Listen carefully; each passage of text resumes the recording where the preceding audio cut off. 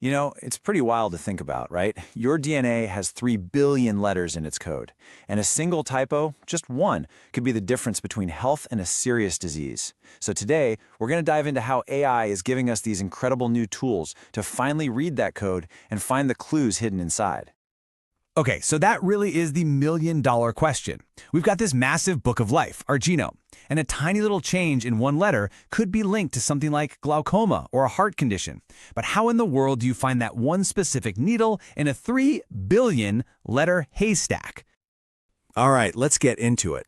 To start this genetic data hunt, we have to begin with the basics. First things first, we need to know what exactly we're even looking for.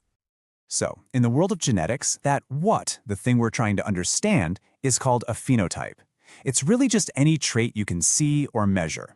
It could be super obvious, like your eye color or your height, or it can be way more complex, like your specific risk for a disease.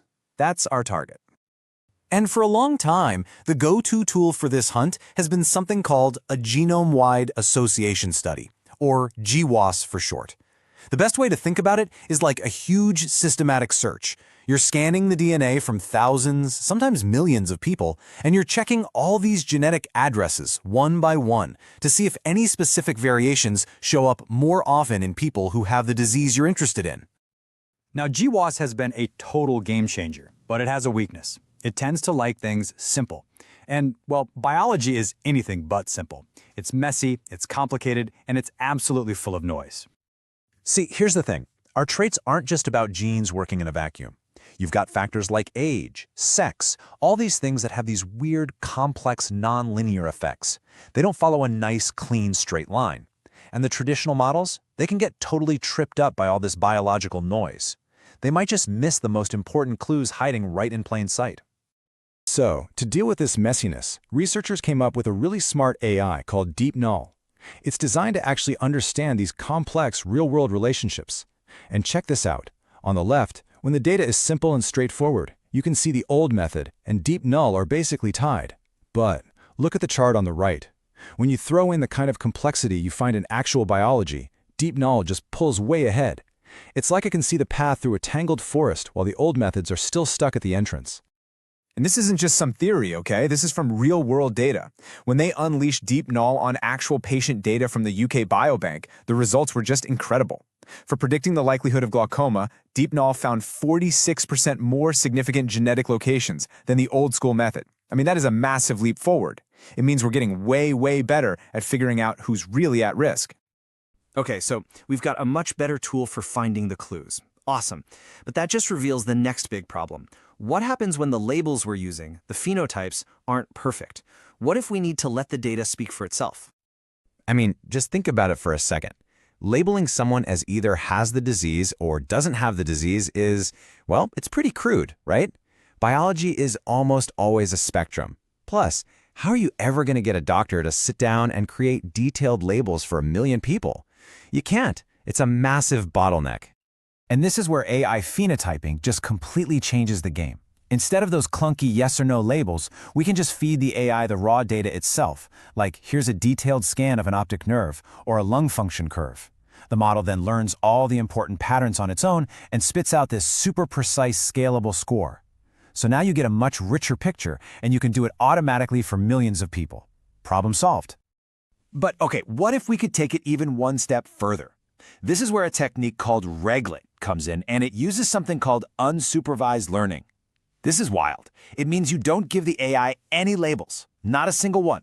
You just hand it the raw data, say a bunch of lung function tests, and it just figures it out. It finds the important patterns all by itself. It's literally like giving the AI a flashlight and telling it, go explore this dark room and tell us what you find. Okay, so we've taught our AI to look at one type of data with superhuman precision. That's cool, but think about how we understand the world. We combine our senses, right? What if we could teach an AI to do the same? Right? So looking at just one data type, that's called unimodal. It's like trying to understand an orchestra by only listening to the violins. You get part of the story, but you're missing the whole symphony. The new approach, called multimodal, is about hearing everything at once. And a new method, Emrigal, does exactly that. It listens to all the instruments at the same time to find harmonies, these connections that are completely invisible when you're just focused on one section. And wow, just look at the result. This is a Manhattan plot, and it basically shows us all the genetic discoveries MREGL made when it looked at 12 different heart readings, ECG leads, all at once. Every single one of those giant peaks shooting up past that red line, that's a potential new genetic discovery for heart health.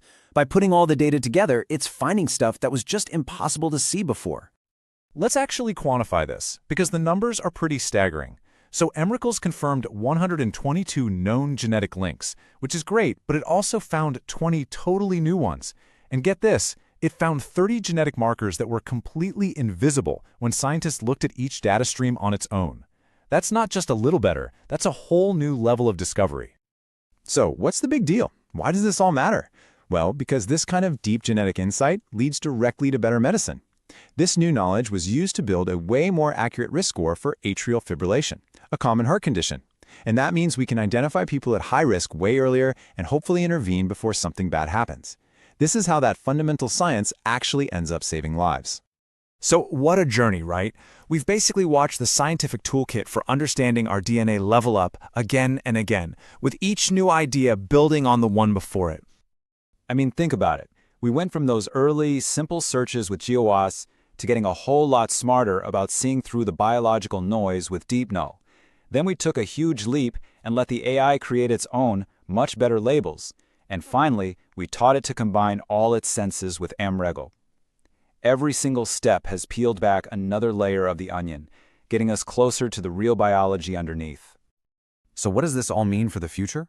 We now have this incredibly powerful toolkit that can combine almost any kind of biological data to see connections that were hidden just a few years ago. So the question isn't really if we can unravel the secrets of complex diseases anymore. The real question is, which ones do we go after next?